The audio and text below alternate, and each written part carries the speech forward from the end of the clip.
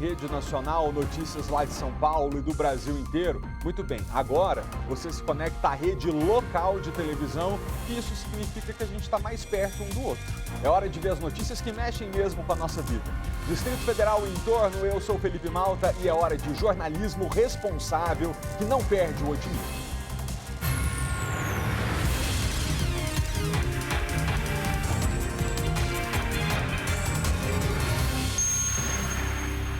Ciclista morre depois de ser atropelada por motorista sem habilitação em Samambaia. Maicon Leão. Malta, de acordo com o Detran, essa é a 16ª morte de ciclista aqui no Distrito Federal só esse ano. Ela estava pedalando junto com o marido lá na DF-280, no iniciozinho da manhã, já quase finalizando o pedal que eles costumavam fazer praticamente todos os dias, quando ela foi atingida por um motorista que acabou invadindo. Depois descobriu que, na verdade, o motorista ele não tinha nada, ele não tinha nem carteira de habilitação. A gente vai falar mais sobre esse caso daqui a pouquinho. Crime de trânsito que chama. Homem leva tiro no rosto durante tentativa de assalto em circunstâncias ainda repletas de mistério. Vitória Mello. O crime foi no fim da tarde de ontem. A vítima teria reagido ao assalto e acabou baleada. Ela foi encaminhada para o hospital de base, onde segue internada em estado grave. Felipe, como você disse, é um caso que ainda precisa de muita apuração, mas daqui a pouquinho a gente traz os detalhes. Ok, combinado, Vicky. Polícia investiga quadrilha que aplicava golpes em familiares de parentes que estão internados em hospitais particulares do Distrito Federal. Kátia Gomes. O líder dessa quadrilha comandava todo o esquema, Malta, de dentro de uma penitenciária. Eles se passavam por médicos, entravam em contato com familiares de pacientes e falavam que precisavam de dinheiro para fazer alguns procedimentos. Daqui a pouquinho eu volto ao vivo com o delegado para dar todos os detalhes desse caso. Quer dizer, é o fim, né? A pessoa não tem compaixão da outra que está com um parente internado, liga, se passa por funcionário do hospital e tenta arrancar mais dinheiro. Nosso jornal já está no ar.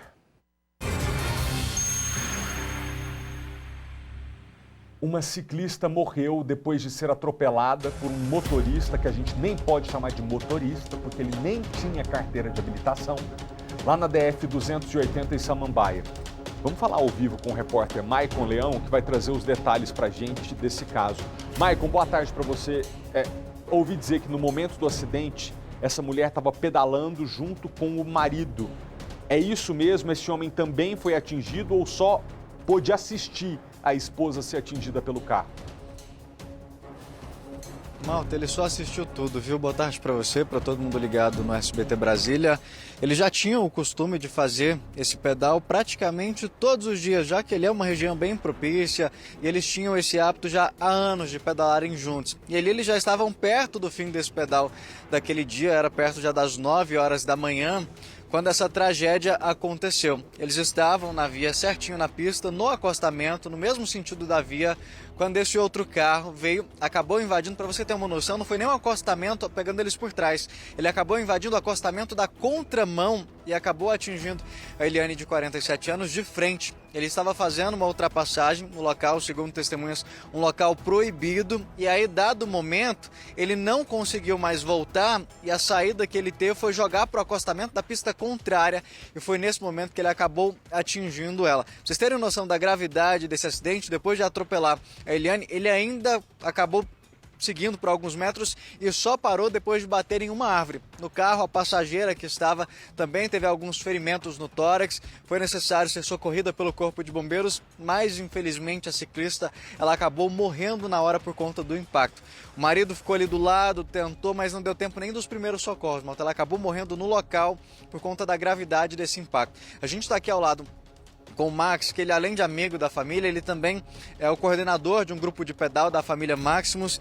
Vocês estão revoltados com a situação, primeiro, por conta da manobra, de tudo, e depois por ter descoberto ainda de que ele não tinha carteira de habilitação. Boa tarde. Boa tarde. É verdade, é triste, né? Na realidade, pra gente isso não é um acidente, né? Isso é um crime, sim, isso é um assassinato. Quem dirige dessa forma, ele opta pelos riscos, né? E ali houve a opção por o risco de matar, que infelizmente houve a nossa amiga, né, nesse circuito, e por mais um pouco também não pega o esposo dela também. Ele conseguiu, né, se desviar de quando começou a acontecer o fato, foi muito rápido, então ele teve o desvio que infelizmente não deu tempo para que ela conseguisse desviar, né? Então realmente é revoltante, é uma necessidade de mudança de pensamento e cultura hoje dos motoristas, tá, nacionais, precisam ter responsabilidade, saber que em cima de uma bicicleta vai uma vida, independe, né, de que tipo de pessoa esteja, estar numa bicicleta, a vida é para ser respeitada.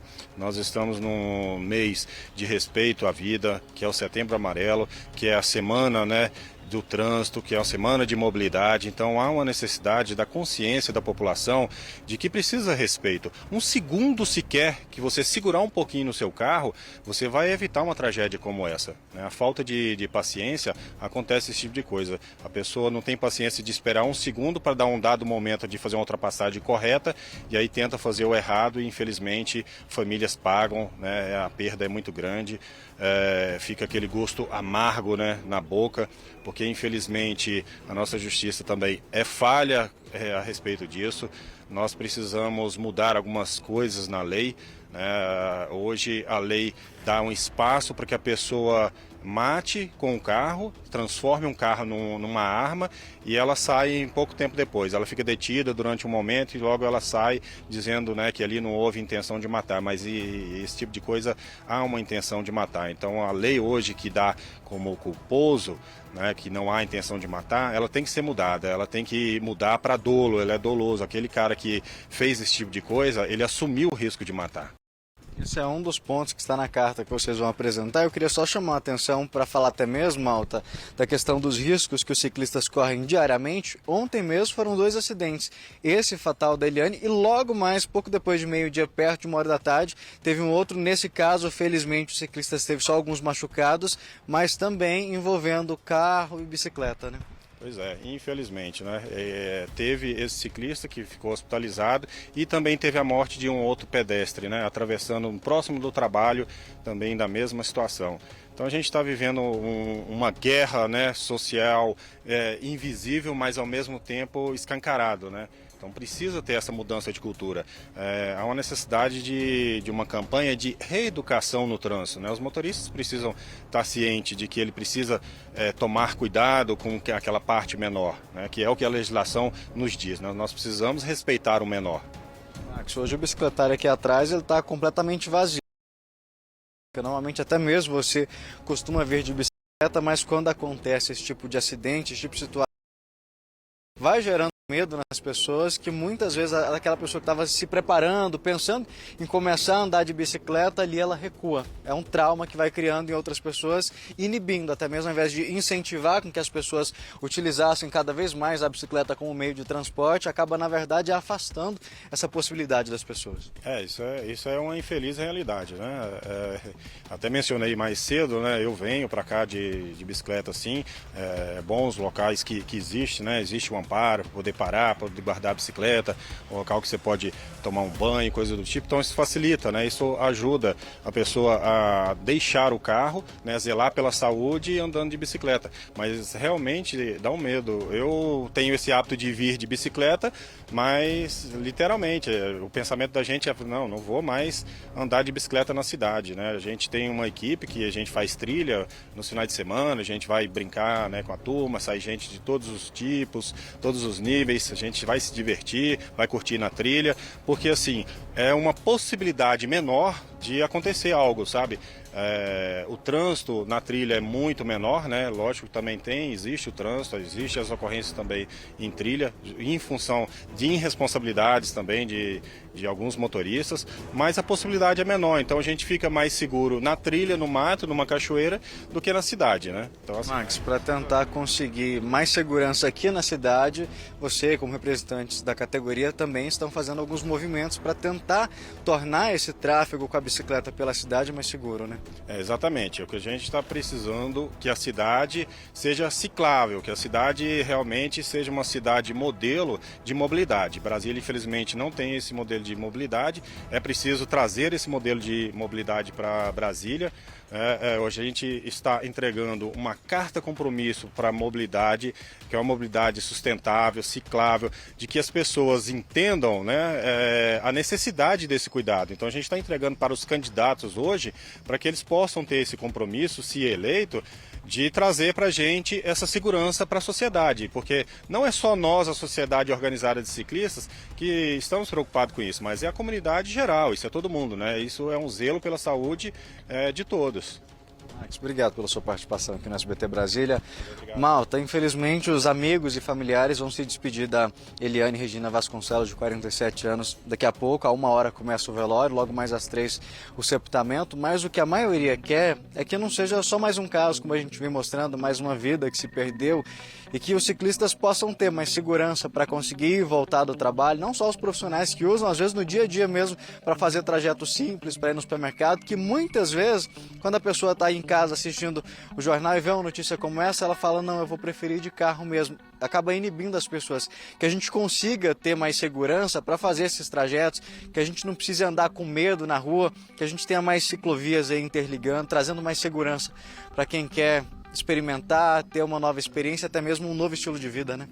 Hoje é o Dia Mundial Sem Carro, é um dia em que as autoridades de trânsito costumam fazer conscientização sobre a nossa necessidade de usar o transporte coletivo ou usar outra alternativa, como é o caso da bicicleta, e nesse mesmo dia a gente noticia uma tragédia como essa, que revela o quão impossível é transitar com segurança de bicicleta no Distrito Federal. Se quer que a população utilize a bike numa cidade plana como a nossa, para a gente diminuir a demanda por combustível, favorecer a saúde da nossa comunidade e ainda melhorar o nosso trânsito, a fluidez do trânsito, é preciso que se dê segurança. Antes de terminar contigo, Maicon, eu quero pontuar o seguinte: normalmente, em acidentes que envolvem mortes, como é o caso de hoje, a família da Eliane se despede dela, embora a família esteja muito enlutada, já vou falar do caso dela especificamente, mas quando uma pessoa morre, ainda assim a gente tem um pouco de cuidado na hora de tratar desse acidente, porque acidentes acontecem, fatalidades são da vida e a gente precisa entender as circunstâncias. Mas já voltando para o caso da Eliane,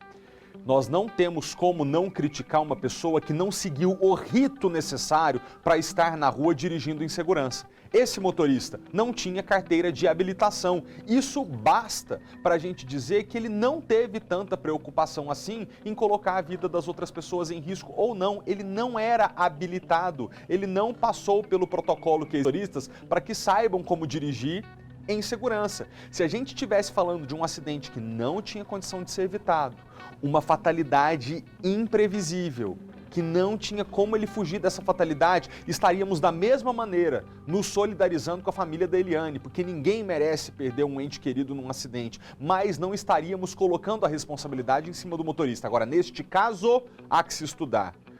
Que ele não tinha carteira de habilitação, isso já é certo. Agora, as informações de que tentou fazer uma ultrapassagem em local indevido e, por isso, perdeu o controle do carro e acabou vitimando uma mulher, isso é muito grave. Porque foi uma ciclista, mas poderia ter sido outro carro, poderia ter sido um caminhão, poderia ter sido uma moto. Ou seja, a responsabilidade é algo que tem que estar dentro do motorista. Isso também se aprende na autoescola. Não é só na autoescola, mas também se aprende lá. Mas, pelo que parece, esse senhor não quis. Diga, Maicon. Um agravante, esse carro ainda estava com uma carretinha fazendo essa ultrapassagem toda. Só reforçando, no sábado os ciclistas vão fazer uma manifestação lá no local, até mesmo por conta dessa imprudência ainda maior, sem carteira, com a carretinha fazendo essa manobra arriscada. A via não era propícia, inclusive de faixa contínua, segundo essas testemunhas, e mesmo assim ele colocou não só a vida dele, da passageira que estava com ele, da Eliane, que acabou morrendo nessa tragédia, mas de todas as pessoas que transitavam por ali. Ele só jogou a pista, só jogou pro outro lado da pista, porque ele ia bater de frente com outro carro que vinha na pista seguindo tranquilamente. Se não tivesse esse acostamento, o que iria acontecer ali? Acabou cooperando para essa tragédia. Muito obrigado, tá, Maicon, pelas informações. Agradeço ao Max que nos atendeu e que colocou muito bem a demanda dos ciclistas aqui no Distrito Federal. Ainda sobre acidentes com pessoas que se locomovem com bicicleta, pela primeira vez a família do ciclista que morreu atropelado no Lago Sul no mês passado falou sobre o acidente com uma equipe de televisão. O pai do Lucas Alves Araújo revelou à repórter Kátia Alves que o filho não usava equipamentos de segurança. O pai também reclamou da sinalização. Infelizmente, o número de ciclistas mortos atropelados só vem subindo. Dobrou em um ano. Um dia sim e outro não, Lucas Alves Araújo, de 27 anos, saía da casa onde morava com os pais no Núcleo Bandeirante para trabalhar na QL 18 do Lago Sul. 14 quilômetros de bicicleta. Era cuidador de idosos. Na manhã do dia 30 de agosto, o técnico de enfermagem morreu atropelado por um ônibus. Ele saiu daqui 6h40 por aí, eu me despedi dele. Ele se despediu dos cachorros, que eu estava com os cachorros para caminhar, né? E aí ele foi, quando o bombeiro ligou já era acho que por volta de umas 9. Aí falou que tinha sofrido esse acidente, que era grave. Aí depois ligaram de novo e falaram que eles tinham chegado a hora. O acidente aconteceu na QI 15 do Lago Sul, próximo ao Centro de Ensino Fundamental 6. Segundo informações do Corpo de Bombeiros, o ciclista foi encontrado em parada cardiorrespiratória. O pai conta que Lucas era acostumado a pedalar por longas distâncias. Trabalhou 3 anos como entregador em um aplicativo de comida. Lucas não usava itens de segurança. A mãe dele comprou aquelas lanternas, né, que sinalizam, comprou até um capacetezinho para ele, mas ele não usou, não gostava de usar. Gilmarcos acredita que mesmo se o filho estivesse usando o capacete, não teria sobrevivido ao acidente, já que o pneu do ônibus passou por cima do peito do rapaz. Mas reclama que no local do acidente não existia faixa exclusiva para ciclistas. Lá no acidente que aconteceu não tem ciclovia, era para ter. Pelo menos acostamento, lá não tem nem acostamento. Aí você fica com a bicicleta disputando com ônibus, com outros carros, né? Com moto, com tudo, né? Lucas era conhecido pelo apelido de vovô. Para o pai, a lembrança é de um filho carinhoso, trabalhador, que está deixando saudades. Ele estava agora, queria se formar, né? Fazer igual a irmã fez, que a minha filha ela é enfermeira formada. Ele queria fazer também, depois fazer medicina, ser médico. O sonho dele era esse, né? Mas... Lucas não foi a única vítima do trânsito este ano. 15 ciclistas morreram atropelados de janeiro a junho, mais que o dobro se comparado com o mesmo período do ano passado, quando foram registrados 7 casos. Em abril, uma mulher atropelou um casal que pedalava perto da QR 517 de Santa Maria. Hilberto Oliveira, de 45 anos, morreu no local. Vera Lúcia, de 40 anos, chegou a ser hospitalizada, mas não resistiu. O teste do bafômetro confirmou que a motorista estava bêbada. No mês de janeiro, Joelson Fernandes, de 38 anos, perdeu a vida depois de ser atropelado por um criminoso em fuga na via estrutural. O suspeito tentava escapar da polícia com um carro roubado e, após atingir o ciclista, ainda arrastou a vítima por 500 metros até bater em outro veículo. Dor que nenhuma família deveria sentir. Nunca é fácil, não é difícil demais, mas a gente tem que aceitar, né? Ele cumpriu a missão dele aqui na Terra, a vontade de Deus, a gente não tem que ficar, né, reclamando, tem que buscar ele, ter fé nele e a vida continua, até quando ele achar que deve, né?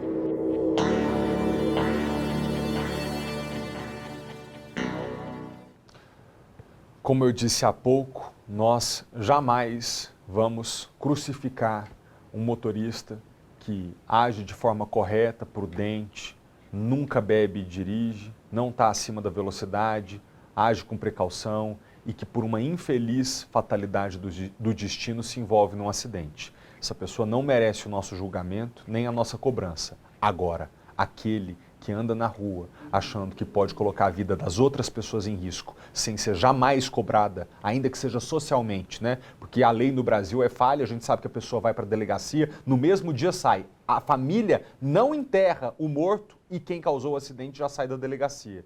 Bom, essa é a nossa lei. Bom, mas socialmente aqui vocês serão cobrados, porque a gente precisa criar uma nova cultura no trânsito, para que desastres familiares como esses que a gente viu não aconteçam mais.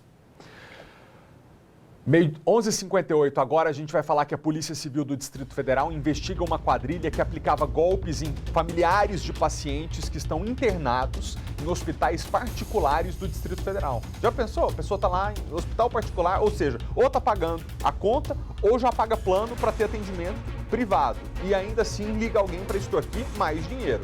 A gente vai falar ao vivo com a repórter Kátia Gomes, que vai trazer os detalhes dessa operação. Kátia, boa tarde para você. Explica para... Eu até já imagino, mas deixa eu ver se a minha imaginação está indo para o lado certo. Como é que essa quadrilha agia?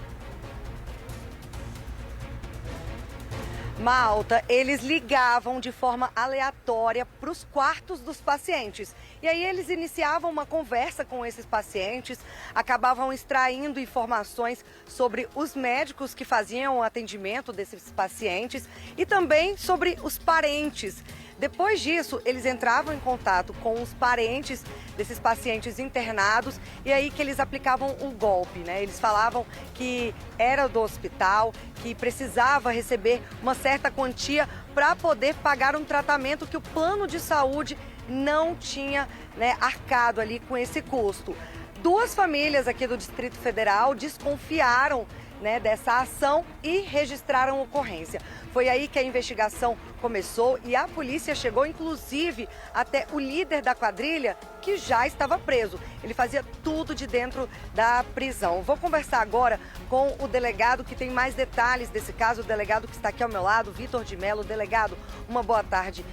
Era tudo muito articulado, né? Eles não escolhiam assim a vítima, não sabia quem era a vítima, mas de forma aleatória eles entravam em contato com essas pessoas que estavam internadas ali, vulneráveis, né, dentro do quarto internada. Perfeito, Kátia. Boa tarde, Felipe, todos aí que estão assistindo. Exatamente, se aproveitavam da vulnerabilidade desses pacientes e conseguiam levantar ali informações dos médicos que estavam realizando o atendimento, dos próprios familiares desse paciente, né? Em seguida, os golpistas entravam em contato com os parentes do paciente e explicavam que o procedimento de urgência não havia sido liberado em função de um problema do plano de saúde e solicitavam uma quantia para a liberação desse procedimento de urgência. Então, eles se aproveitavam desse senso de urgência, né, dessa vulnerabilidade das famílias e tentavam concluir o golpe auferindo essa vantagem patrimonial. Em um dos casos, eles exigiram R$10 mil, mas os golpes não foram concluídos, as vítimas desconfiaram e não efetuaram o pagamento. Mas a partir daí, nós iniciamos as investigações, essas vítimas procuraram a 19ª Delegacia de Polícia e a Polícia Civil iniciou aí as investigações, foram 3, 4 meses de investigação, até que a gente chegou aí à autoria do responsável pelos golpes, né? A gente descobriu que era um detento, um preso do estado do Mato Grosso, no presídio Rondonópolis, Mata Grande, e solicitamos aí ao Poder Judiciário mandados de busca para a cela e cumprimos esses mandados de busca. Encontramos elementos que realmente evidenciam a participação desse indivíduo, que encontra-se já preso, já se encontrava preso por homicídio, né? Encontramos na cela o aparelho celular e outros documentos que comprovam realmente o envolvimento dele nestes golpes, né? Nessa extorsão, em outros estelionatos, inclusive, descobrimos o envolvimento dele em crimes relacionados à clonagem de veículos, né? Também golpes que ele aplica pela internet, venda de veículos que na realidade não são deles, ele clona anúncios e vende como se fosse dele, mas na verdade o anúncio é de outra pessoa. Então ele também tem envolvimento com esse tipo de crime. A gente descobriu que ele é vinculado a uma facção criminosa do Rio de Janeiro, encontramos inclusive trechos do estatuto dessa facção e lá, em diligência, também descobrimos outros envolvidos no crime, inclusive uma mulher que fornecia a conta dela para que os pagamentos fossem efetuados.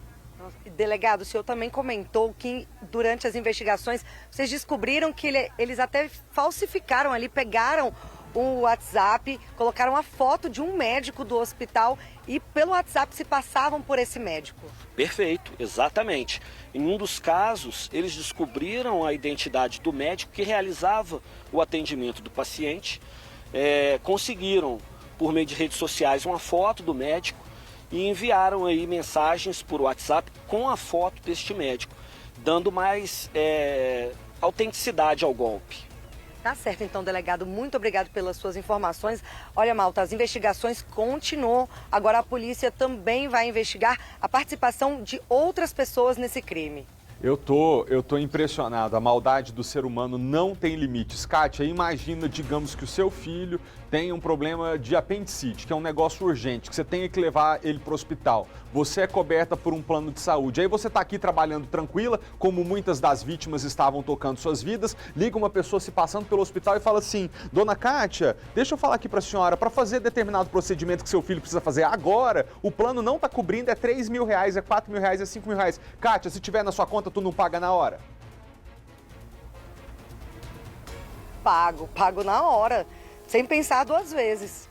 Isso, gente, a gente está lidando com pessoas que te pegam na sua vulnerabilidade. É a mãe com o filho internado, é o filho com a avó internada, coberta por um plano de saúde, mas dependendo de um suposto procedimento urgente para sobreviver. Essas pessoas têm que ser presas e processadas, inclusive pelo dano moral que causam nessas famílias, porque isso é um trauma. Você se sente lesado, enganado, você se sente burro e vítima de um país que, infelizmente, deixa a gente assim agir e depois que coloca na cadeia, deixa a gente assim sair da cadeia. É muito triste. Obrigado, Kátia. Agradeço ao delegado Vitor pela presença aqui com a gente. Que bom que essa quadrilha pelo menos foi presa, né?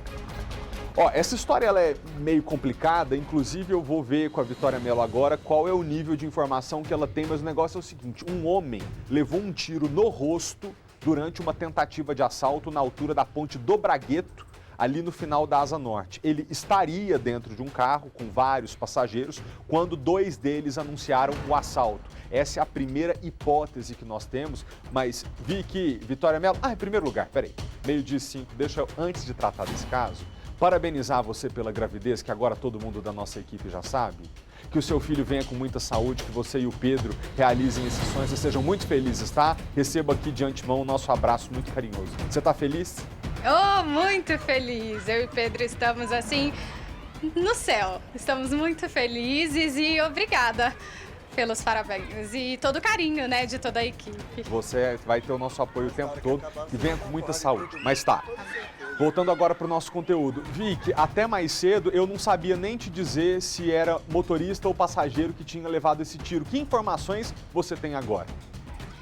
Bom, Felipe, inicialmente, né, primeiro boa tarde para você, boa tarde a todos em casa. Bom, inicialmente nós tivemos a informação de que a vítima seria um motorista de aplicativo que teria sido baleado em uma tentativa de assalto, mas o caso teve uma reviravolta. E, na verdade, a informação que chegou há poucos instantes aqui pra gente é que a vítima foi um passageiro que estava nesse veículo. E esse motorista possivelmente estaria fazendo transporte pirata. Ele saiu de Planaltina em direção à rodoviária do Plano Piloto e ao longo do trajeto foi parando em paradas de ônibus para embarcar passageiros. Primeiro embarcaram 2 homens nesse veículo e aí em uma outra parada de ônibus outros 2 homens embarcaram nesse carro. Ali na altura da Ponte do Bragueto, ali na saída norte, né, aqui do Distrito Federal, esses 2 homens, uma dupla, anunciou o assalto. E aí pegou a carteira e também os celulares de todas as pessoas que estavam dentro desse veículo. Só que o motorista, ele parou o carro ali na Ponte do Bragueto e disse o seguinte: olha,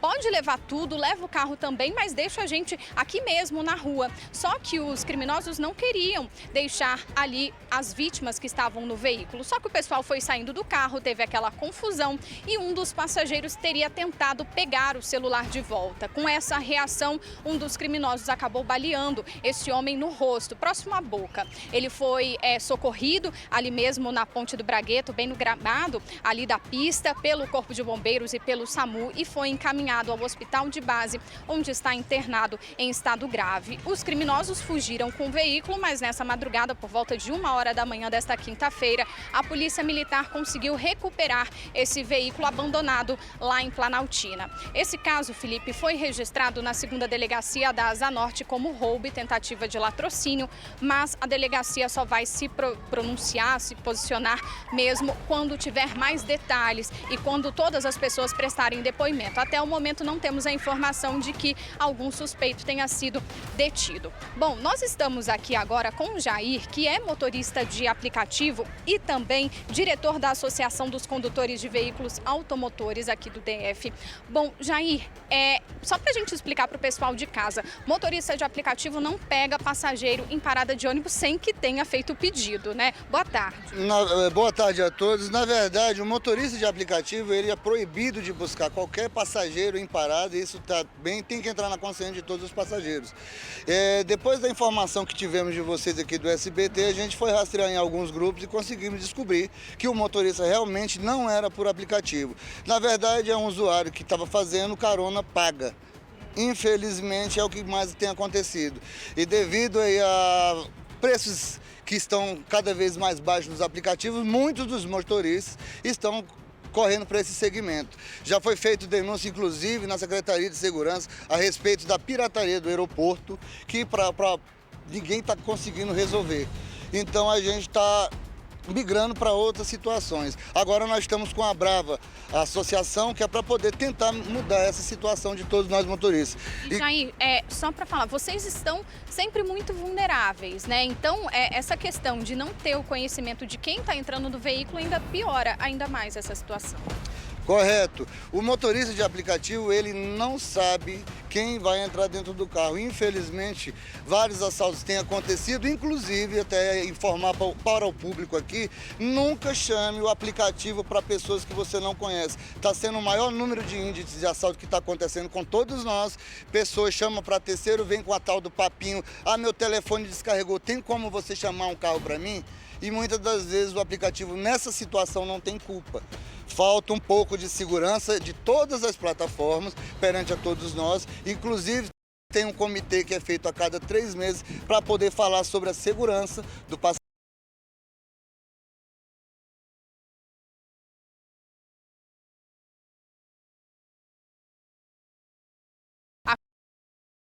Situação que foi ontem no fim da tarde ali na Ponte do Bragueto. Eu volto com você. Muito obrigado, Vicky. Se por acaso a gente tiver alguma outra informação até o fim da edição, levanta a mão aqui, pede para entrar, porque a gente precisa atualizar. Eu não prestei atenção, não sei se você disse, mas pelas imagens aqui, o homem foi socorrido pelo Corpo de Bombeiros. Como é que está a saúde dele, Vicky? Local mesmo, né? As pessoas acionaram o Corpo de Bombeiros e o SAMU. Ele foi socorrido ali no local e encaminhado para o hospital de base, onde segue internado até esse momento. E parece que o estado de saúde é grave, Felipe. Que vem um milagre. Obrigado, Vicky. Já nos falamos. Motoristas reclamam que estão sendo multados mesmo sem passar no local exato e no horário que fica ali registrado na infração. Os especialistas têm recomendado procurar os órgãos de trânsito e, se precisar, lógico, procurar a justiça. O circuito de segurança do condomínio mostra a Thaís chegando em casa de carro às 5 da tarde do dia 4 de agosto. E na semana passada viu pelo aplicativo Carteira Digital que tinha sido multada nesse mesmo dia e horário. A multa, ela dizia que eu estava no Eixão Sul, às 4h59, e 5 horas tem as imagens do meu carro entrando na garagem do meu prédio, no Núcleo Bandeirante. Impossível. Impossível, em 1 minuto eu estar lá, né? O documento diz que a motorista mudou de faixa sem sinalizar. Quando eu vi a multa no aplicativo, a minha primeira iniciativa foi, de fato, pagar. E aí a gente pensa no nosso bolso, né? E coloca a opção dos 40% para que reduza o valor da multa de R$ 195, né? Só que lá, quando você paga essa multa, ao mesmo tempo diz que você também não tem direito a recorrer. Significa que você, de fato, está acatando aquela multa como sendo realmente uma infração cometida. Outras pessoas também reclamam de multas que foram aplicadas pelos órgãos de trânsito. O Gilson é dono de uma autoescola na Asa Norte. Ele conta que no início de agosto, 3 veículos da empresa foram multados por avançar o sinal vermelho no mesmo local, dia e horário. Estranhei essas notificações. Tornei-se a público, chegou ao conhecimento do Detran e rapidamente o Detran tomou as providências para solucionar o problema. O motorista que se sentir lesado também pode recorrer à justiça. Se conseguir comprovar que não estava no local da infração, o órgão de trânsito pode ser obrigado a retirar a multa, a pontuação na carteira e ainda a devolver o valor pago com juros e correção monetária. O cidadão precisa reunir o maior número de provas possível para entrar com recurso ou na justiça. Mas antes de iniciar o processo, é importante procurar a polícia.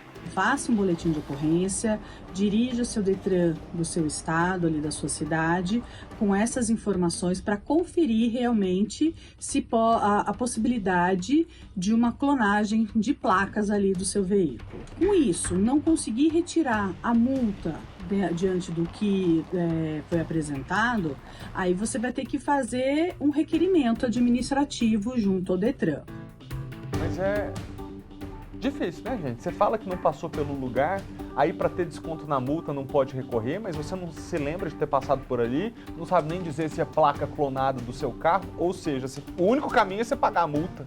O motorista que fica prejudicado, né? Porque para conseguir pagar uma multa menor, não pode recorrer, para ter o desconto tem que pagar logo, mas eu não passei por ali, complicado isso.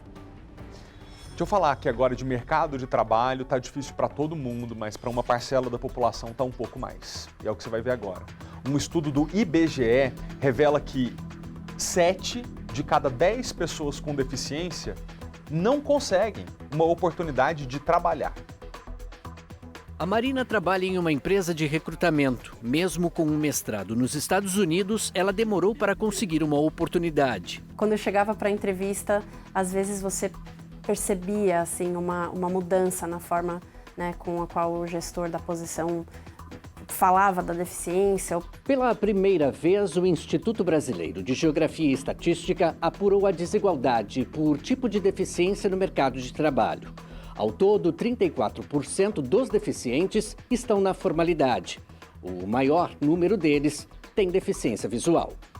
Logo depois, vêm as pessoas com problema de audição, seguidas por dificuldades motoras, sejam membros inferiores ou superiores, e em menor número, os deficientes intelectuais. Esses trabalhadores recebem em média quase R$1.000 a menos que aqueles sem deficiência e também não escapam das outras desigualdades. É questão de sexo e a questão relacionada a raça e cor. Então, as mulheres têm menores rendimentos, mesmo dentro do universo das pessoas com deficiência, e, em específico, as pessoas negras. O IBGE considera que sem a lei de cotas para emprego de deficientes, criada há 30 anos, a situação seria bem pior. Quem sabe a Adriana não teria conhecido Marina e as duas não seriam colegas de profissão. A gente interagir com a pessoa sem notar qualquer deficiência. É que a gente não pode ter medo de abordar o tema da deficiência, né, e de fazer com que as pessoas, os candidatos com deficiência, se sintam que podem compartilhar esse lado e que isso não vai ser um fator negativo. E o tema da deficiência especificamente motivou uma polêmica nos últimos dias, que é a seguinte: o Tribunal Regional Federal determinou que uma candidata com TDAH, que é o transtorno do déficit de atenção com hiperatividade, sabe, a pessoa hiperativa, determinou que essa candidata pode assumir o cargo de um concurso da Caixa Econômica Federal como portadora de deficiência. E essa determinação da Justiça veio depois que o médico da prova avaliou e negou esse pedido. A pessoa que tem o TDAH não necessariamente aparenta essa condição.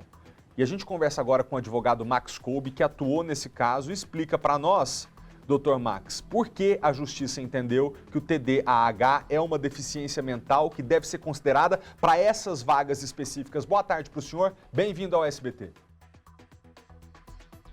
Boa tarde, Felipe, muito obrigado.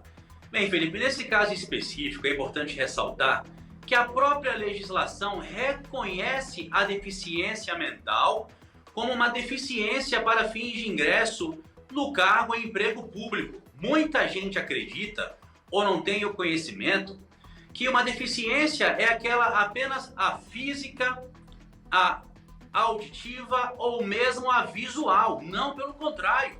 A deficiência mental ou mesmo uma deficiência psiquiátrica ou psicológica, ela é reconhecida pela legislação que visa a regulamentar o ingresso desses candidatos no cargo de emprego público como uma deficiência apta a obter uma ação afirmativa por parte do Estado para facilitar o ingresso dessas pessoas no mercado de trabalho. E o que é mais interessante nesse caso específico, Felipe Malta, é que há um preconceito muito grande por meio das próprias comissões que avaliam essa deficiência do candidato.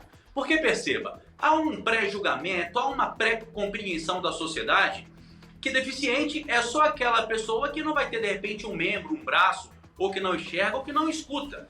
Então a pessoa que é considerada deficiente por ter um TDAH, por exemplo, que é um transtorno de déficit de atenção ou hiperatividade, ela não consegue se concentrar para estudar, e, enfim, para ter uma vida social, a igualdade com as demais pessoas. Ela, por exemplo, ao entrar numa fila, de preferência, seja para ser atendido no banco, no mercado, no aeroporto, ela seria com certeza pré-julgada. Porque ao você olhar para a pessoa que possui uma deficiência mental, por exemplo, um TDAH, você simplesmente não vai reconhecer ou não vai ter uma empatia para dizer que aquela pessoa possui uma deficiência. Então ela sofre um duplo preconceito. Primeiro, que ela sofre sozinha em casa, consigo próprio, por ter essa deficiência, esse transtorno de déficit de atenção e hiperatividade. Segundo, que ela é pré-julgada pela sociedade quando, ao olhar para essa pessoa, julga ela como se nada ela tivesse, ainda que ela fosse considerada deficiente. Então, essa vitória,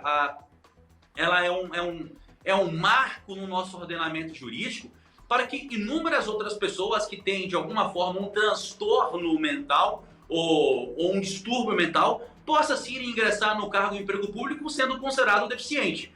Então é absolutamente importante ressaltar, Felipe Malta, que há uma legislação que regulamenta o tema, e para essa legislação não é apenas eficiente a deficiência física, auditiva, visual, mas a mental também é, bem como a junção dessas, tudo. Então há inclusive um projeto de lei que quer regulamentar no âmbito do próprio Congresso Nacional essa questão do TDAH especificamente para fins de ingresso no cargo de emprego público. Então essa é uma vitória para todos aqueles que sofrem diariamente por ter esses transtornos, muitas das vezes não visto ou não entendido por parte da sociedade, que em vez de acolher, de abraçar essas pessoas, faz julgá-las, discriminá-las mais ainda que elas possuam alguma deficiência. Decisão importante, Dr. Max. Então a gente entende como os tribunais podem seguir com o tema a partir de agora. Obrigado pelas suas explicações, bom trabalho para o senhor e até a próxima. É com Deus. Curioso, né, gente? Até é bom que você em casa saiba disso, porque talvez você tenha TDAH ou na sua família tem alguém. Imagina que a dificuldade para conseguir uma prova já é tão grande, né? No seu caso é maior? Bom, existe uma possibilidade. Deixa eu mudar completamente de assunto aqui agora, porque eu queria te perguntar se você tem o hábito de experimentar frutas diferentes ou fica só na maçã, banana, mamão, não experimenta nada de muito exótico. Ó, o Cerrado nos proporciona uma variedade e a verdade é que nem sempre a gente conhece, né? Tá tendo até uma campanha para reforçar o consumo do que a gente produz aqui. Muitos frutos típicos do nosso bioma são utilizados em receitas e até em sorvetes. O Cerrado é o segundo maior bioma do Brasil. Considerado o berço das águas, a nossa savana também é rica em plantas. Abriga mais de 12 mil espécies com frutos típicos. O cajuzinho do Cerrado é um deles e chega nessa loja na Asa Norte assim, fresquinho. Aqui, o produto é um dos principais ingredientes na fabricação de sorvetes. Os destaques nessa vitrine são os sorvetes de cajá, castanha de baru e o cajuzinho do Cerrado, que é o queridinho daqui. Todo esse trabalho é uma forma de resgatar a cultura e os sabores da nossa região. O preparo do sorvete de cajuzinho leva menos de meia hora. A chefe sorveteira mistura o fruto sem castanha com polpa de caju, açúcar e liga neutra, que dá consistência ao produto. Depois, bate tudo no liquidificador e leva para a sorveteira. Em 15 minutos, esse é o resultado. Já que a gente está inserido nessa diversidade enorme que é o Cerrado, ele sempre foi o nosso carrinho-chefe, assim, nosso xodó. Então a gente tenta explorar ao máximo esses sabores dele, os sabores terrosos, que são fortes, eles são muito bem acentuados. Anitta explica ainda que apresentar ao público sabores tão nossos desperta curiosidade e ajuda na conscientização sobre a preservação do bioma. As pessoas acham que o Cerrado não tem muita riqueza e ele é extremamente rico em sabor, em diversidade. E isso é uma forma das pessoas verem, enxergarem, ver o tanto que é único. E a gente incentiva essa produção aos produtores, aos pequenos produtores, para trazerem, porque é uma forma de preservar. O Instituto Sociedade, População e Natureza lançou uma campanha para reforçar a importância do consumo desses frutos. Esses alimentos estão perdendo espaço para uma alimentação padronizada, que também implica em uma paisagem padronizada pelas monoculturas. Buscar incluir alimento do cerrado no cotidiano é uma forma de valorizar a vegetação nativa e de pressionar o poder público para medidas de conservação.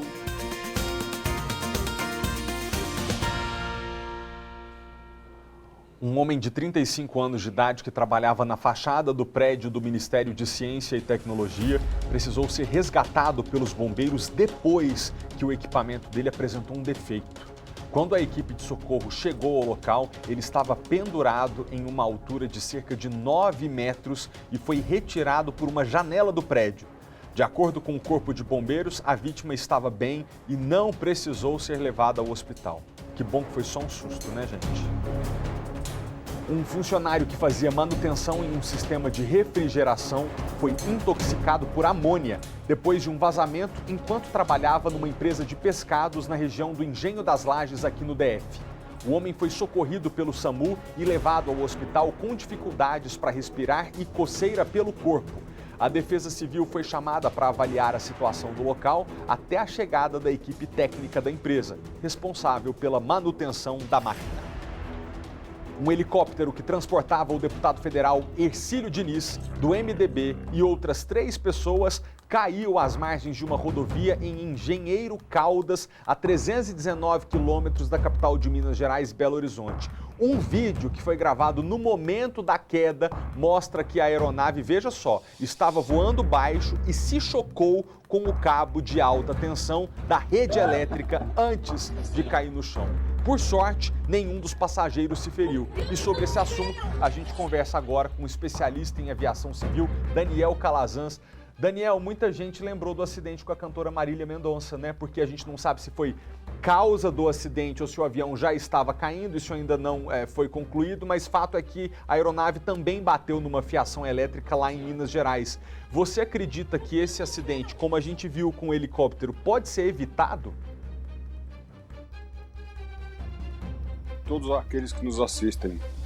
Sim, todo acidente pode e deve ser evitado. Esse é o lema principal da concepção de segurança de voo, né? Então nós observamos aí que a aeronave estava voando baixo e também a baixa velocidade. Tudo indica que estava num procedimento para pouso, num campo de futebol próximo a uma fiação de alta tensão. E o piloto, não sabemos porquê, a investigação vai esclarecer isso, ele colidiu ali com os fios de alta tensão. Daniel, quando a gente vê um acidente assim com um helicóptero, obviamente as pessoas colocam tudo no mesmo bolo, né? Se voa, é a aeronave, é o helicóptero, é o avião, é o jatinho, é o bimotor. No caso dos helicópteros, dá pra gente dizer que é um transporte tão seguro quanto a aviação civil, ou a gente está diante de um meio de transporte que de fato tem mais acidentes que o avião? Historicamente, estatisticamente falando, nós podemos dizer que esse avião, essa aeronave, esse helicóptero, pertence à aviação geral. Na aviação geral, nós temos sim um índice de acidentes bem maior que a aviação comercial, tá? Isso é fato. Contudo, isso não quer dizer que a aviação geral, o helicóptero no caso, seja inseguro. É uma aviação segura, tá? Então, não vejo essa relação direta, não. Embora o índice em relação à aviação geral de acidentes seja maior que a aviação comercial, a aviação regular, não podemos dizer que é insegura, não. É uma aeronave segura, sim, procedimento seguro, mas precisamos ver aí no caso específico, concreto, o que foi que levou essa aeronave a se acidentar. Na realidade, até sabemos que foi a colisão com os fios de alta tensão, mas o que levou essa colisão, isso é algo interessante a se pesquisar. Deixa eu só, para a gente concluir, Daniel, te perguntar pela sua experiência, assim, a fiação para o piloto é impossível de ser vista, né? É um negócio que fica ali camuflado na vegetação, a visibilidade é muito ruim de um fio desse ali, por exemplo, no meio de um campo de futebol ou na natureza. Então, a visibilidade pode ter sido prejudicada. Olha, a visibilidade em si estava bem. Tá? Nós percebemos ali que permitia um voo visual. O voo visual é aquele voo que o piloto tem que se basear nas informações externas visualmente. E nós temos ali a torre de alta tensão que ficou bem visível. Realmente, agora o fio de alta tensão, ele é muito difícil de visualizar dependendo da posição, do sol e assim por diante. Ao lado, nós tínhamos uma estrada ali. E eu fiz uma pesquisa, não deu para detectar com muita precisão. Mas se realmente tem essa estrada e essa afiação cortava a estrada, deveria ter as bolas de sinalização. E aí eu preciso saber por quê. Se é que esses fios cortavam a estrada, por que não havia as bolas de sinalização? Contudo, ainda não havendo as bolas de sinalização, as torres de alta tensão estavam bem visíveis, que dava ao piloto uma noção da posição dos fios. Não queremos e não podemos, nesse momento, culpar o piloto, mas eu levaria isso aí como uma linha de investigação. Ora, se a torre estavam visíveis, será que o piloto tinha condições de talvez não visualizar os fios, mas ter aí uma noção espacial da posição que os fios estavam para ter evitado esse acidente? É uma boa pergunta que será respondida aí pelo próprio piloto e também pelas autoridades aeronáuticas investigativas. Daniel Calazans, obrigado pela presença mais uma vez. Boa tarde para o senhor, até a próxima. Boa tarde, até a próxima, se Deus quiser. Um grande abraço e tudo de bom. Obrigado. Agora, pessoal, a gente vai falar do noticiário internacional. O mundo está em alerta, talvez tão em alerta agora como ficamos quando a guerra na Ucrânia começou. O que aconteceu? Você viu aqui ontem.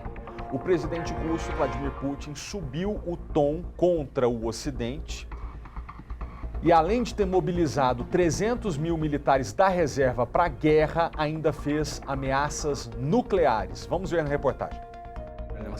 Putin fez o anúncio em rede nacional de televisão sob a alegação de que a integridade territorial da Rússia está ameaçada. Segundo o governo, só será convocado quem já tem alguma experiência militar. O presidente russo falou em chantagem nuclear da OTAN e avisou que está preparado para agir. Nosso país tem muitas armas de destruição, mais modernas que as dos países da OTAN.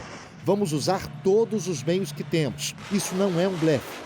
A retórica foi classificada como perigosa e irresponsável pela Aliança Militar do Ocidente. O anúncio acontece dias depois de a Ucrânia ter recuperado quase 10 mil quilômetros quadrados de território na região de Kharkiv. As áreas ainda invadidas terão um plebiscito para serem anexadas ao território russo. Se o Kremlin avançar com o que a Ucrânia e aliados chamam de farsa, estas regiões passarão a fazer parte da Federação Russa. E se sofrerem um ataque, Moscou terá o argumento que precisava para usar armas nucleares, de acordo com uma lei assinada pelo próprio Putin 2 anos atrás. Além do decreto de convocação de tropas, o parlamento russo também aprovou uma lei que torna mais duras as punições para quem se recusar a servir as Forças Armadas e para quem abandonar o campo de batalha. As medidas geraram protestos em Moscou e em várias outras cidades da Rússia. As autoridades já alertaram que manifestações públicas não autorizadas pelo governo poderão ser punidas com até 15 anos de prisão. A busca por passagens aéreas para sair do país disparou após o discurso, que também provocou reações pelo mundo. Para a União Europeia, a fala demonstra o desespero dos russos com a perda de territórios na Ucrânia. A aliada China manteve a neutralidade, mas cobrou diálogo entre as partes para que se chegue a uma solução. No Vaticano, o Papa Francisco chamou de tortura, selvageria e monstruosidade os atos praticados contra os ucranianos e disse que pensar em usar armas nucleares no país é uma loucura. Uma loucura total. A arma nuclear é a gente abrir mão da humanidade como a gente conhece, da vida de todo mundo. Outra coisa, a Rússia é dureza, né, gente? A gente tem que dar valor à nossa liberdade de expressão aqui no Brasil, porque o pessoal vai para a rua para protestar contra uma guerra. Quer dizer, estão dando uma opinião, a população está dizendo, não queremos essa guerra. Não pode, vai preso, 15 anos de prisão. Brincadeira? A fala do presidente Vladimir Putin também teve repercussão lá na Assembleia Geral das Nações Unidas. O presidente da Ucrânia, Volodymyr Zelensky, enviou um vídeo com o discurso. E ele pediu que a Rússia seja punida com a expulsão do Conselho de Segurança. Volodymyr Zelensky foi o único líder que recebeu autorização para enviar o pronunciamento gravado. O presidente ucraniano denunciou torturas e assassinatos cometidos por soldados russos. Zelensky pediu a retirada da cadeira permanente da Rússia no Conselho de Segurança. O agressor deve ser isolado da tomada de decisões internacionais, afirmou o líder da Ucrânia.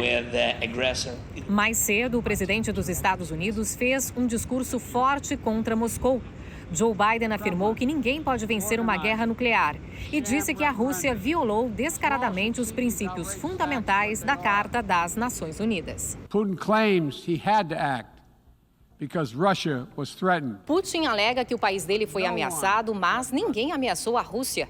E ninguém além da Rússia está em busca de um conflito, disse o presidente americano. Joe Biden acusou Putin de tentar acabar com o direito da Ucrânia de existir e afirmou que o líder russo mente ao dizer que as sanções aplicadas pelo Ocidente são responsáveis pela crise alimentar e pela alta da inflação global. A Rússia continua tendo permissão e capacidade de exportar alimentos e fertilizantes. É a guerra que está dificultando isso, disse Biden. Surgiu uma reforma do Conselho de qual Estados Unidos e Rússia fazem parte como integrantes permanentes com poder de veto. O presidente americano defendeu que países latinos e africanos tenham os mesmos direitos, algo já defendido pelo Brasil, que atualmente integra um dos assentos temporários da pasta. Além da guerra na Ucrânia,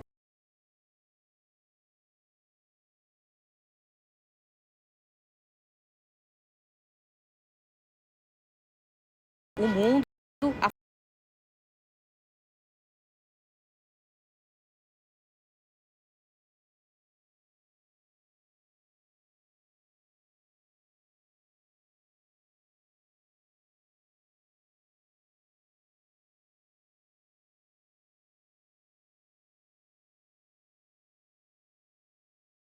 do meu laço. Do seu laço? De volta ao Brasil. Escuta, você é cuidadoso no trânsito? Você se considera um bom motorista? Então, atenção! A partir de agora, serão oferecidos vários benefícios para aquela pessoa que não recebeu nenhuma multa de trânsito nos últimos 12 meses. 12 meses, tá? Se tiver passar um ano sem multa, tem benefício para você. A gente fala ao vivo de volta com a repórter Vitória Mello, que vai trazer para a gente outras informações sobre esse tema. Vicky, o que precisa ser feito para a pessoa receber os benefícios? Para começar, que benefícios são esses? Bom, Felipe, primeiro os interessados precisam autorizar a inclusão e fazer lá um cadastro pelo portal do Senatran ou pelo aplicativo Carteira Digital. Os condutores podem receber benefícios fiscais ou tarifários, como, né, você perguntou, descontos em impostos e pedágios também. O início do cadastro começa hoje, mas os benefícios começam a ser concedidos a partir do dia 13 de outubro. As vantagens oferecidas vão ser definidas por cada unidade da federação. Isso para os condutores, como você disse aí, né, que não tiveram, cometido infrações de trânsito nos últimos 12 meses. Só para ter uma ideia, no último fim de semana, fim de semana passado, as autoridades de trânsito aqui do Distrito Federal registraram mais de 1.000 infrações. Mais de 1.000 motoristas foram autuados só no último fim de semana. Pessoas sob efeito de álcool, sem habilitação, sem o cinto de segurança, usando o celular ao volante. Então, esses condutores, que têm registro ali, autuações infrações de trânsito não vão poder participar desse programa e não vão ter nenhum tipo de benefício. Então, para quem não comete nenhuma infração de trânsito nos últimos 12 meses, né? Não cometeu nenhuma infração de trânsito nos últimos 12 meses, pode se cadastrar pelo Senatran ou pelo aplicativo Carteira Digital e aí começar a partir do dia 13 de outubro receber os benefícios que ainda vão ser definidos pelo Detran. Felipe, eu volto com você. Obrigado, Vic. Valeu. No início do jornal, a gente mostrou aqui o caso da ciclista que morreu atropelada por um carro lá na DF-280 em Samambaia. Hoje é celebrado o tal Dia Mundial Sem Carro, que seria justamente o dia de incentivar as pessoas a deixarem o carro em casa e usar outros meios de transporte, por exemplo, bicicleta. Agora, a gente sabe que os ciclistas ainda enfrentam tantas dificuldades para percorrer as ruas do Distrito Federal, isso quando a dificuldade não vira um negócio irreversível, que é a morte deles pela violência no trânsito. Vamos voltar a falar com o repórter Maicon Leão. Maicon, boa tarde para você. Você, né, Maicon, vem para o trabalho de bicicleta. Você já passou por alguma situação perigosa tentando pedalar aqui em Brasília? Malta, já passei por alguns sustos, viu, nesse percurso que eu faço de casa aí pro SBT. Em alguns lugares a ciclovia ela cabe, a gente precisa ir realmente ali dividir um pouco de espaço com os carros para conseguir depois ou ir para uma calçada ou ir para uma outra ciclovia. Mas a gente acaba passando alguns sustos mesmo, alguns motoristas que não dão aquele 1 metro de distância necessário, que passam bem perto, e quem usa a bicicleta como meio de transporte sabe que isso é bem mais frequente que quem está em casa pode imaginar. Às vezes você, motorista, pensa que está distante do ciclista, até por muitas vezes está do lado esquerdo, o ciclista está ali perto do meio-fio, a uma distância até mesmo do próprio banco que separa o carro do ciclista. Na verdade, o motorista que está dentro do carro, um espaço, ele tem a sensação de que está longe, mas a gente percebe o carro passando bem perto e às vezes é um susto. E essa é a realidade de muita gente, inclusive a gente separou que é uma galera que usa a bicicleta há anos como meio de transporte e que nesse Dia Mundial Sem Carro está aqui para justamente incentivar quem está em casa a parar, tirar um dia para utilizar um meio de transporte alternativo, seja a bicicleta, ou às vezes mora um pouco perto do trabalho, tentar fazer uma caminhada. Justamente essa galera faz isso. A gente vai começar falando dessa situação que eles enfrentam todos os dias e depois a gente fala um pouquinho sobre esses benefícios. Estou aqui há muito tempo, a bike, há quanto tempo mais ou menos? Eu uso há 40 anos. Eu uso desde os 13 anos para me locomover. Foi uma ferramenta de transformação para mim. E nesse tempo todo, me conta uma coisa, já passou por alguns sustos? Já, vários. Já inclusive fui derrubada por um ônibus e jogada para debaixo de uma Kombi. Não aconteceu nada comigo, por uma sorte assim, divina, eu acredito. Mas a gente passa por apertos todo dia, né? Como é que é lembrar desse tipo de situação num dia que a gente está tentando incentivar as pessoas a utilizarem a bicicleta, meio de transporte alternativo, com tantas outras situações como essa? Então, eu acho que a gente precisa promover a bicicleta. Eu entendo que existem perigos no trânsito. Eu acredito também que a gente precisa buscar ruas mais calmas, buscar fazer trajetos que sejam mais seguros. Se for o caso, que o Código de Trânsito não diz isso, mas a gente use uma calçada, desça da bicicleta, faça um pedaço do trajeto a pé. Eu acho que essas são formas de você se manter seguro. Essa a minha ocorrência que aconteceu com o ônibus é algo, né, que poderia ter sido evitado. A gente agora eu sou da União de Ciclistas do Brasil, a gente está com uma campanha, né, pela readequação de velocidade nas vias urbanas, para que a gente repense a questão da velocidade, porque o que mata é a velocidade. Obrigado. Vamos conversar agora aqui com a Ana também, que é do Roda da Paz, justamente para falar dessa situação que muitas vezes o ciclista que está ali tentando só fazer seu passeio, tentar fazer o seu trajeto, às vezes usa realmente como o meio de transporte, acaba enfrentando. E é hora de realmente repensar essas situações para trazer mais segurança, para que mais pessoas possam andar aí 10, 20, 30 anos utilizando a bicicleta como meio de transporte, né?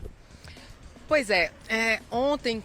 inclusive é uma ocorrência muito triste, a gente perdeu a Eliane lá na DF-280, que é entre Samambaia e o Recanto das Emas. A pessoa dirigia sem carteira, a pessoa estava em alta velocidade, ultrapassou em local proibido e trafegou no acostamento.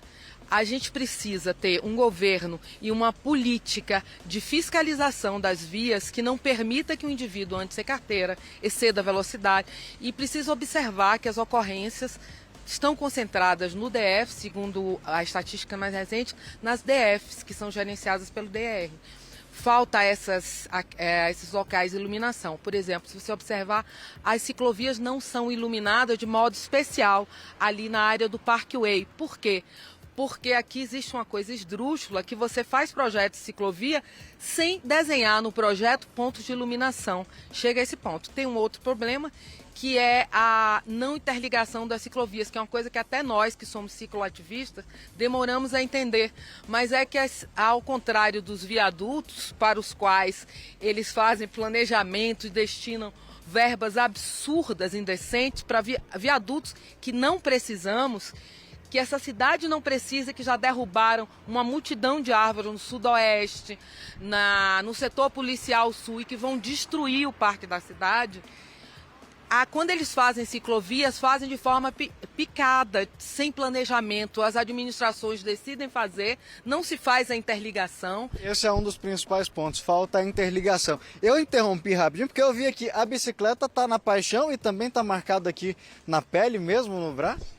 Sim, essa paixão aqui é imensurável e eterna. A senhora começou a andar de bicicleta, estava me contando já uns 3, 4 anos? Sim, há 3 anos atrás eu vendi meu carro e não tenho mais carro e utilizo outras formas de deslocamento. Variadas, mas uso muito a bicicleta, ando muito a pé e utilizo o transporte público. Esse é o mais difícil. Esse é o mais complicado. A bicicleta aqui, oi, Malta? Maicon, só para a gente concluir, que você voltasse com a palavra ali para nossa amiga que estava falando contigo, só para ela concluir o pedido que eu acho muito importante que ela faça aqui ao vivo. A interligação das ciclovias é um negócio urgente, porque é inteligente. Na verdade, o que vai contra o racional é você criar um espaço para o ciclista pedalar aqui e depois para ele pedalar só aqui, não tem como chegar de um trecho a outro. Se puder só fornecer a palavra para ela concluir esse raciocínio, vai ser importante.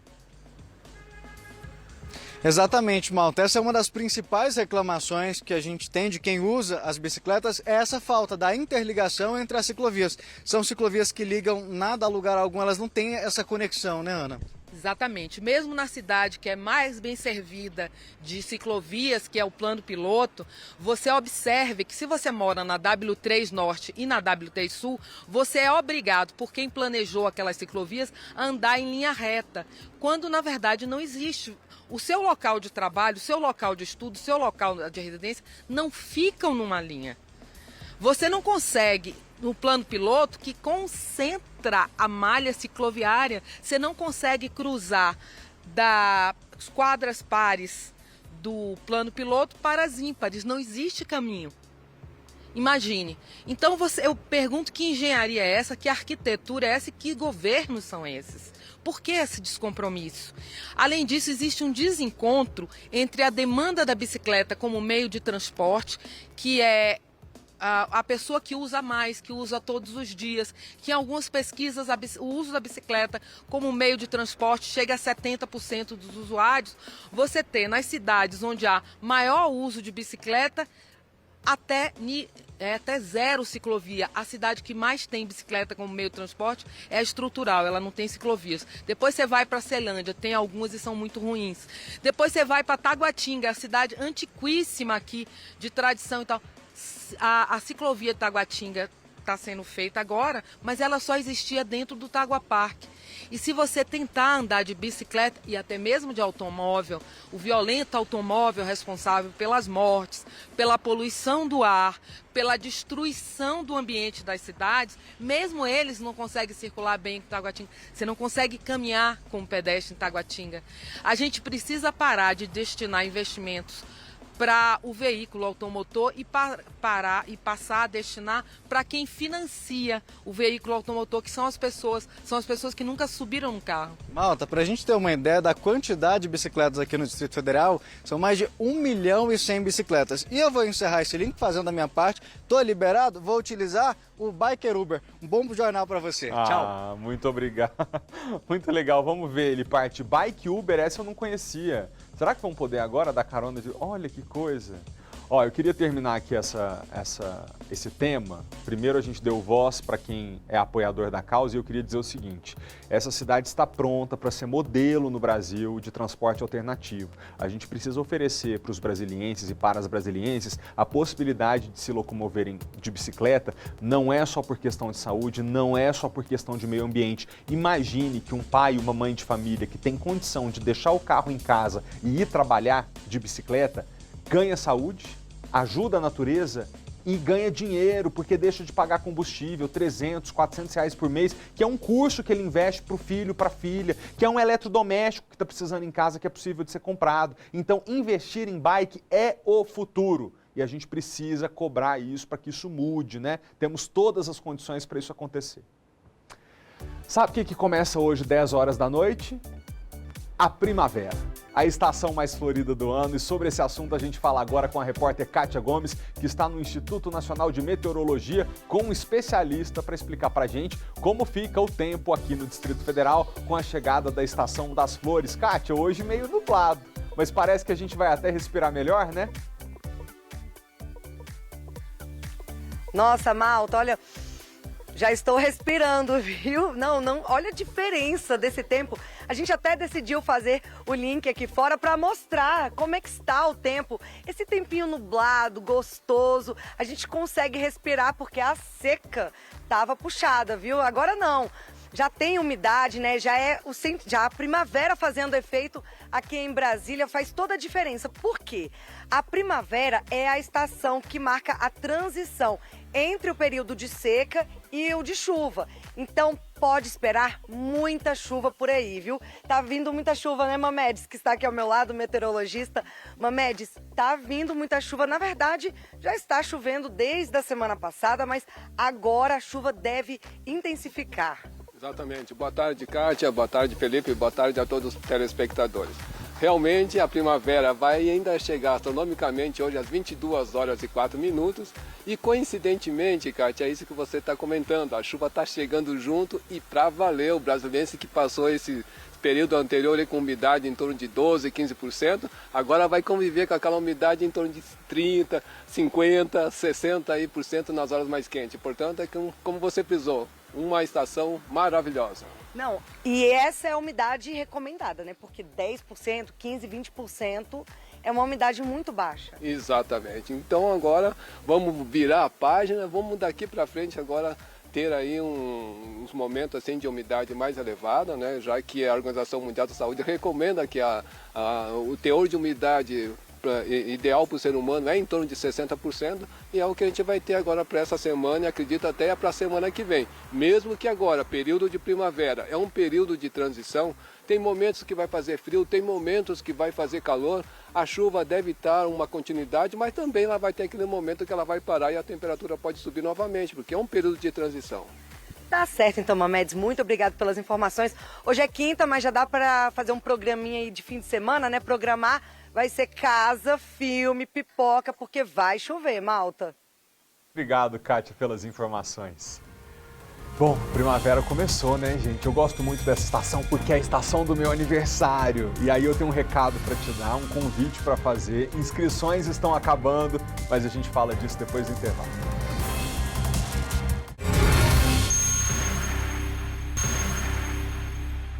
Estamos de volta. Antes de falar aqui de um resgate muito curioso, eu queria agradecer ao João, que me mandou a seguinte imagem. Ele estava malhando lá na Blue Fit de Águas Claras e registrou que a TV da academia estava ligada no nosso jornal. Pessoal de Águas Claras, pessoal da Blue Fit, obrigado pela companhia e pela audiência. Para a gente é uma honra saber que enquanto vocês estão aí se esforçando para ter saúde, podem saber que de cá a gente está se esforçando também para levar até vocês informação de qualidade. Sabe o que eu estou sentindo falta? De você, telespectador, aparecendo na nossa tela. Vocês estão tirando foto dos lugares onde a gente está aparecendo, mas e aquela selfie bonita com o monitor atrás, aparecendo eu, você e a sua família? Tira essa foto e manda para @FelipeMaltaTV. Aqui eu espero a sua foto, seu comentário, elogio, sugestão. Pode mandar mensagem que dentro do possível eu respondo, tá?